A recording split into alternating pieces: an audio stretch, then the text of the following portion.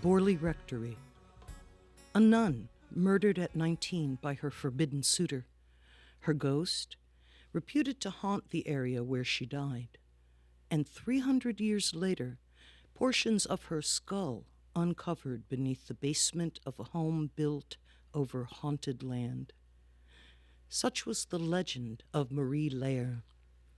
Marie's story was uncovered by use of a planchette, a small heart-shaped piece of wood on casters into which a pencil was fastened. It was a means of divination, or contacting the dead, that was popular in the 19th and early 20th centuries.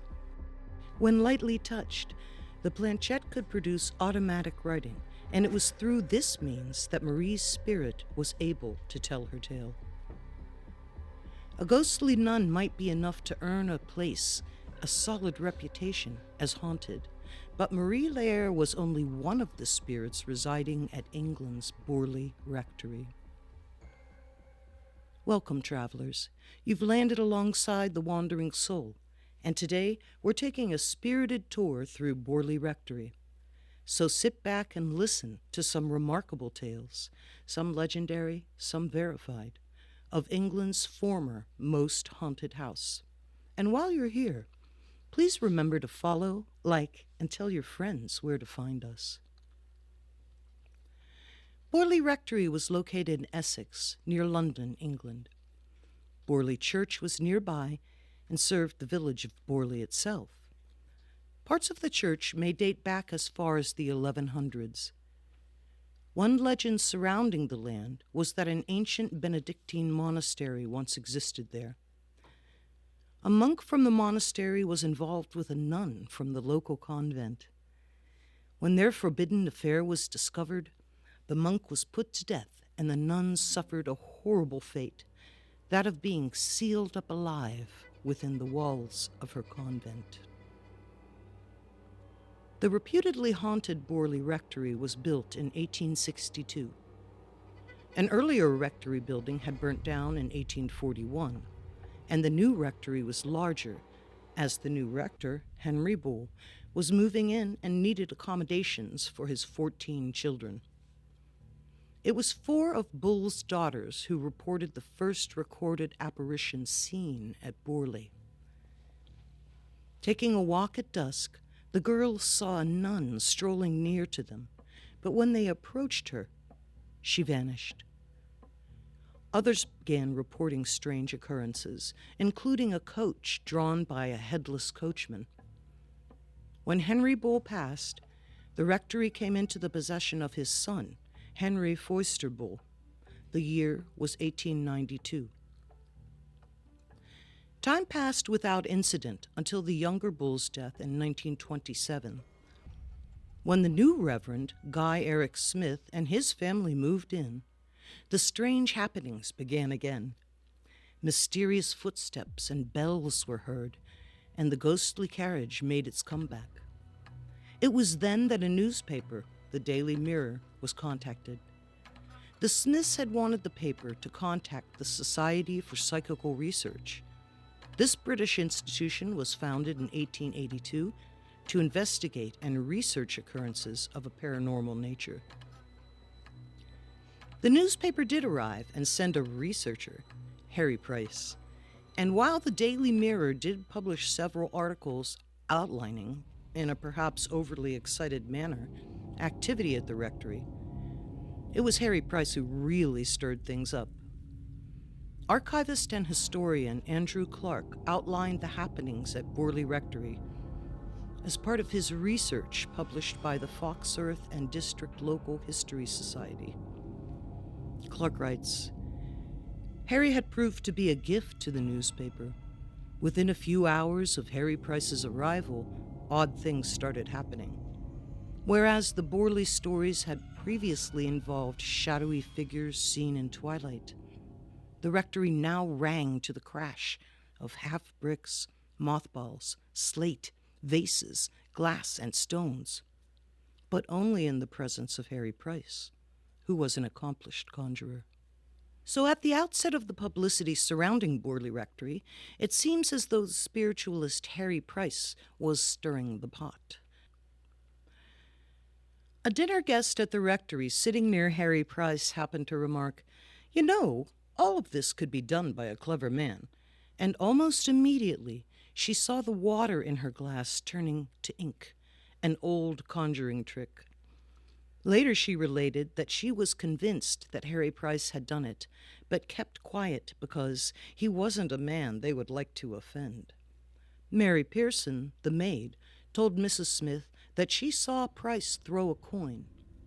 "I think that tricks were being played all around us," commented Mrs. Smith about the visit.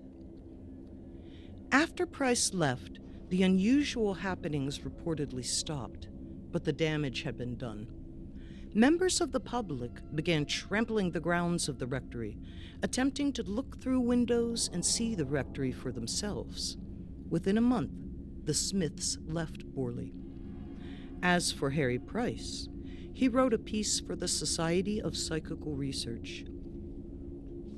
The most convincing part of the story of the ghosts of Borley Rectory is the mass of first-hand evidence extending over a period of 45 years, which I have collected from various persons who have either seen or heard the manifestations.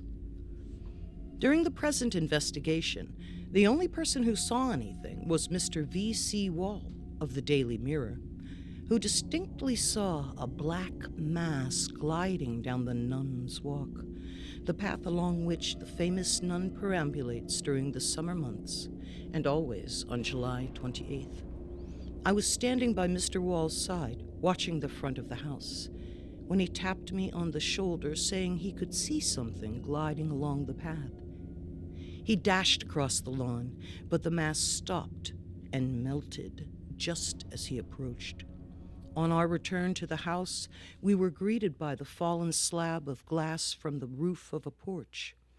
The Reverend G.E. Smith and his wife have now taken a house at Long Melford, 1.5 miles away, as they simply cannot live in the place any longer. When the Smiths moved from Borley, one would expect that the ghost stories would have died down. But once the new tenants, the Foysters, moved in 1930, strange things began to happen again. Many of the new occurrences involved poltergeist-type activity. Bottles and stones were thrown, windows broken, bells rung. But perhaps most startlingly, Marianne Foyster was thrown from her bed, and Lionel Foyster attempted twice, both times unsuccessfully, to conduct exorcisms. It's during the Foysters' time at Borley that one of the most famous paranormal happenings took place. This was wall writing. Photos can be found online and on our Facebook and YouTube pages if you would like to see these artifacts. The writing appeared on the walls and spelled out messages. Terrifyingly, these messages were directed at Marianne Foyster herself. The writing appeared on the walls and spelled out messages. Terrifyingly, these messages were directed at Marianne Foyster herself.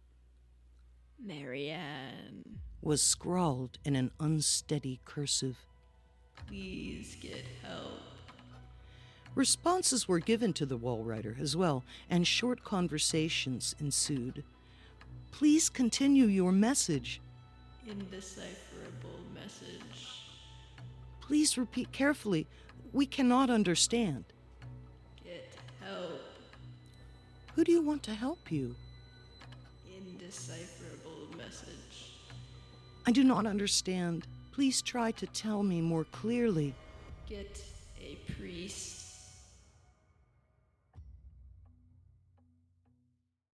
The mysterious writings had begun in 1931 and had first appeared on various scraps of paper that were found around the house.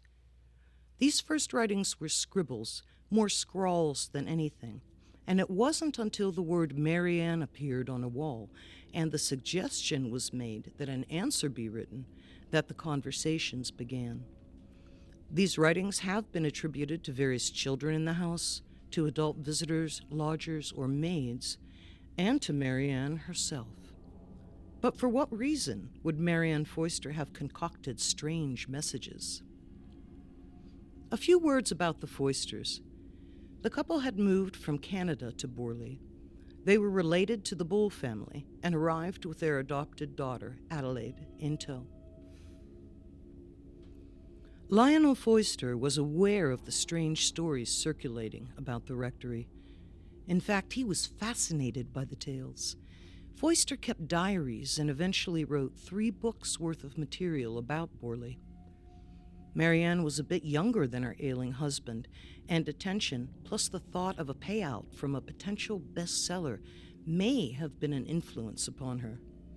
18 years later, though, Marianne denied any involvement with the wall writing. "I had nothing to do with it. I saw them, surely did, but I had nothing to do with them. There were a lot of people around. There was Edwin, there were tenants over at the cottage, the Mitchells. They had a boy, Jack, a young fellow." Marianne's own husband and son denied as well that the wall writing was in Marianne's handwriting, and maintained that she had not produced the messages. Even Harry Price, who was still lurking about Borley, thought that Marianne had not created the messages, but that she may have been the instrument through which they were written, that she had somehow been overtaken by the spirit that haunted Borley, and the ghost had somehow worked through her. After the wall writing incidents, Harry Price was back on the scene to investigate the rectory again. Lionel Forster had even sent him a collection of his reminiscences, which Price neatly neglected to return. However, for this investigation, Price left the work up to students he selected, and nothing of note was uncovered. The Foisters left Borley Rectory for good in October of 1939. So what was to become of England's most haunted house? Price continued investigating until the rectory burned down in 1939. Still, Price wasn't dissuaded. In poking around the ashes of Borley, Harry Price made a stunning discovery in the cellar: bones. In 1943, Price uncovered 2 bones in the now exposed cellar. He announced that these were human bones, those of a young woman, and thoughts immediately spun back to the legends of Borley. The ghost of a nun seen mysteriously fading in the twilight on the Nun's Walk. The story of Marie Laire, the Holy Sister who became the victim of her forbidden love. Price wanted to lay these bones to rest in the Borley churchyard, but the local people, perhaps sick of enduring Borley legends, refused, claiming that the bones were those of a pig. Nevertheless, Price made sure the bones were given a proper burial in a nearby town's hallowed ground. What was left for Borley? Well, you may have seen the famous last haunted photo of the Borley Rectory, taken in 1944 as the building was being demolished. The photo shows the ruins of Rectory, with 2 solid walls standing on either side of a darkened space. In the middle of this space floats a brick, seemingly suspended in midair, a rectangular white speck against the foreboding darkness. Harry Price cites the photo as evidence of the ghostly presence still haunting the ruins of Borley Rectory. Others maintain that the photo was snapped mid-throw by an unseen workman. Harry Price went on to publish 2 books about Borley, the first of which, The Most Haunted House in England, was a bestseller and helped to establish both his name and the reputation of Borley Rectory. But the debate about Borley continues. There are diehards who will accept Price's evidence, and there are those who understand Borley Rectory for what it most certainly is: a collection of the fantastic, the locally legendary, the dreamlike walk down dusk-shaded lanes where whispers come from our own longing for the unexplained. We would like to extend enormous thanks to the Fox, Earth, and District Local History Society for their permission to make use of their wide-ranging Borley information, and most notably the extensive and excellent writings of historian Andrew Clark. We invite you to follow us on your favorite socials and to check out also the Atomic Voodoo Lounge podcast with Maxwell Vegas for something entirely different, yet wonderful. The Wandering Soul is written and produced by Wandering Nix. Our music is generously provided by John Osborne Farley, and you can find his work on Spotify and follow him on Facebook. This podcast is recorded and edited at Genesee Valley Media under the direction of Nick Vegas. Follow Wandering Nix and The Wandering Soul on Facebook and check back for more stories of the paranormal, the haunted, and the unusual. And wander with a friend so you don't get lost.